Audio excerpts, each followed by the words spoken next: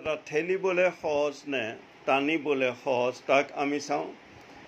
এইটো চিত্ৰ 1ত এফ ঠেলা বল প্ৰয়োগ হৈছে, পুছ এপ্লাই কৰা হৈছে।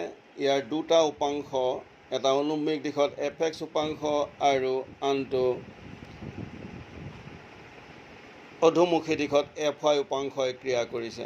আৰু বস্তুটোৰ ওজনেও যিহেতু আমি জানো তললৈ ক্ৰিয়া কৰে, গতিকে এই ক্ষেত্ৰত আমি যিটো ঠেলা বল প্ৰয়োগ কৰিছিলোঁ, এই ঠেলা বলৰ এটা উপাংশ FY উপাংশই বস্তুটোৰ ওজন বঢ়াই দিয়াৰ নিচিনা হয়, যাৰ ফলস্বৰূপে আমি বস্তুটো ঠেলিবলৈ যথেষ্ট বল প্ৰয়োগ কৰিবলগীয়া হয়, যিহেতু এইটো FX উপাংশহে বস্তুটো আগুৱাই যোৱাত সহায় কৰিব। কিন্তু এই ক্ষেত্ৰত ইয়াত টনা বল F প্ৰয়োগ হৈছে।